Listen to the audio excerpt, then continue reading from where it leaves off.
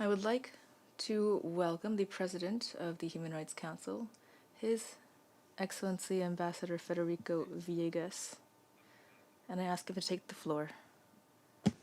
Muchas gracias, señor presidente. Excelente. Thank you very much, Mr. Chair, Excellencies, distinguished colleagues. I have the honor of presenting the annual report of the Human Rights Council before the third committee. This report shows the scope and the depth of the work of the Council over its 16th cycle. And over these 3 sessions, the Council carried out the tasks that were entrusted to it. It carried out its mission to promote human rights, to establish new norms, and to address situations that have been referred to it from throughout the world.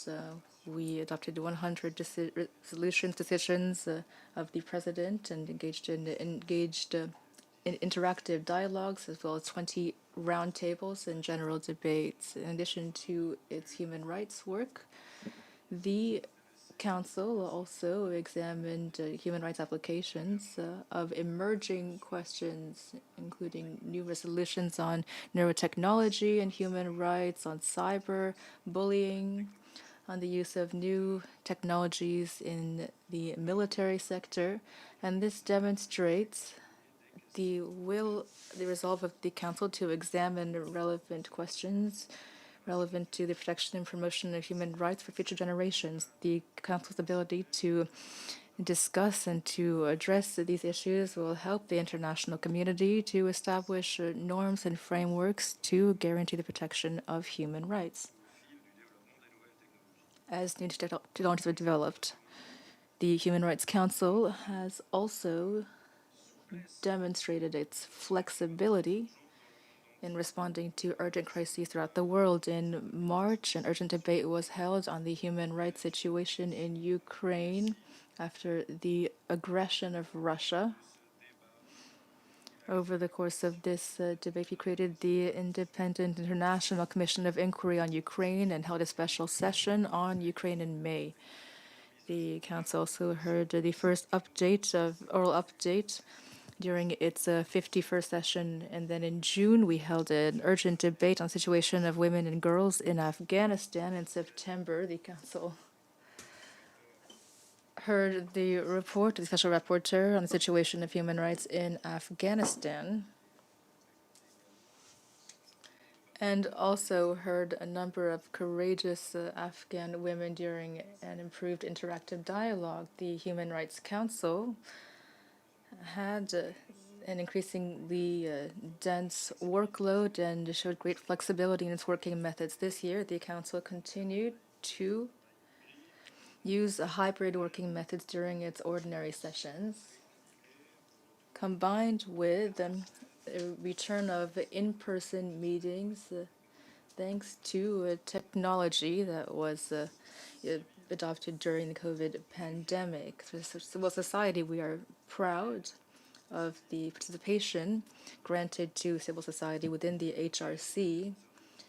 NGOs, human rights defenders are important actors for ensuring that the voices of victims of violations are heard. Their viewpoints are important to better understand the situation of human rights on the ground, and their role as agents of change within their communities are also essential for technical cooperation and for capacity building.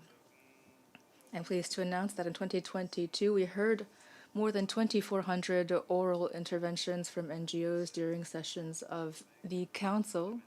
And with the return of parallel events in person during the 51st session, we were able to take part in 72 in-person events organized by NGOs.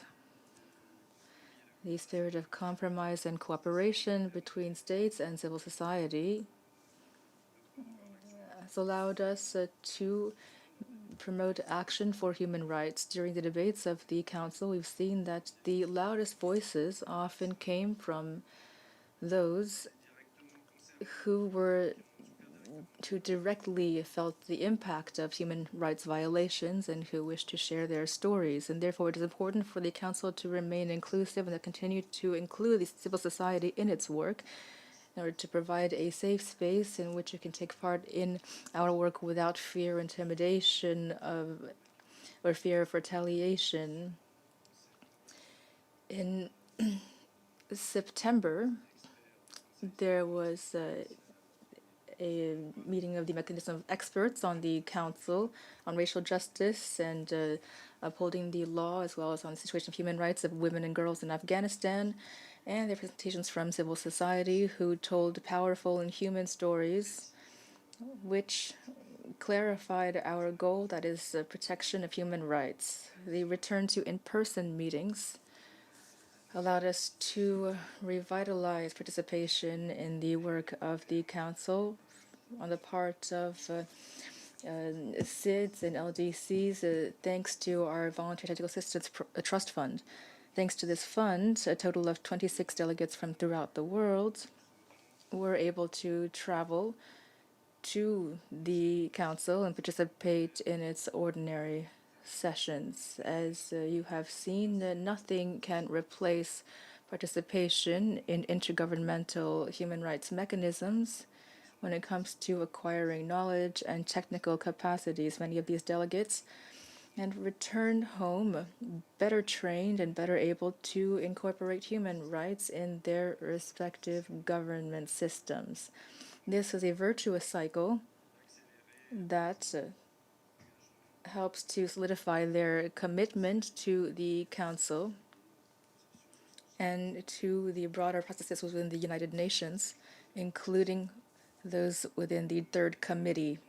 The Universal Periodic Review, which began its fourth cycle on November 7th with the participation of 100% of UN members, is one of the great successes of the Council. Its universality has guaranteed its acceptance, and with each cycle, UN member states are further institutionalizing their human rights commitments with a roadmap for their implementation. In order to help states with implementation, the HRC adopted a resolution on expanding the voluntary trust fund of the UPR mechanism, which is celebrating it's the 15th anniversary of the creation of the voluntary trust fund for participation in the UPR and the voluntary contribution fund for financial and technical assistance for the implementation of the UPR. And we hope that the next 15 years will see improved on-the-ground implementation. It is a great honor and a privilege to be the sixth president of the Human Rights Council. I was elected in December 2021, and at that time I had stated that the Council ought to be a platform for improved dialogue on human rights in order to bolster cooperation and to arrive at agreement and to resolve differences. During this mandate, I continued with this mission, including in an increasingly complex geopolitical context, as we all know in New York. When we had to hold urgent debates, we rose to the occasion. When we had to examine complex issues, so we engaged in debate and adopted resolutions, and when emerging questions required further investigation, we established new mandates. This is also important when we consider the relationship between Geneva and New York, especially when it comes to the status of the HRC. When the General Assembly established the HRC, Resolution 6251, it bestowed upon it the mandate of promoting and protecting human rights. And the Council, in accordance with this mandate, has evolved over the years and has become the main body of the United Nations for human rights. As such, the Council has always worked with a high degree of autonomy, which guarantees its effectiveness. I firmly believe that it is crucial to protect this prestige of the Council, especially at a time when the world is facing so many human rights-related crises.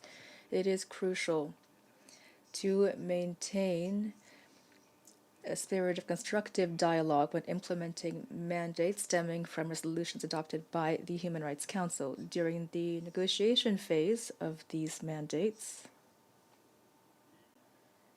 whether they're country mandates or thematic mandates, it is absolutely legitimate that each country may have a national position to defend on a given topic or a country situation. This is what multilateral and democratic diplomacy is about. But the Council is a multilateral and democratic body, which is governed by clear rules which all of us approve in order to adopt decisions. And once the Council makes a decision and creates a mandate, this becomes a mechanism of the Council which deserves all of our respect and cooperation. We have the collective responsibility of supporting the implementation of all mandates arising from the Council, including those that we may not agree with during discussions that led to their creation. So this is not something we can pick selectively, that we can cherry pick. We cannot simply support the mandates of support and attack those that we don't agree with. We must work together to promote this mechanism, which was created by the international community for the promotion and protection of human rights throughout the world.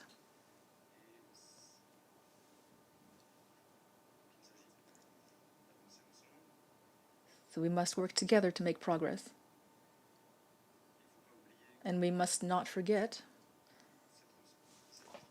that this responsibility also means that the fifth committee must allocate sufficient resources to these mandates so they can be implemented in accordance with our collective will. We should recall as well that the 47 member states of the Council were elected by the 193 member states of the UN to promote and to protect human rights throughout the world. And what we debate and the decisions that are adopted within the Human Rights Council are not Geneva-specific.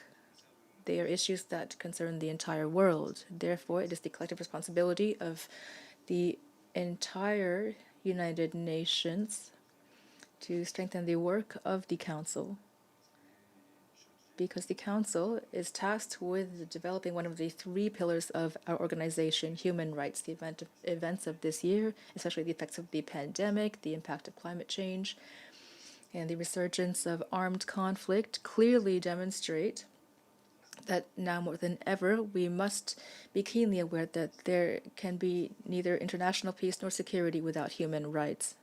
And that is why I am very pleased to be able to engage in exchange with you today during this interactive dialogue, and I hope that you will have questions, even criticisms. Thank you very much for your attention. Ahora iniciaremos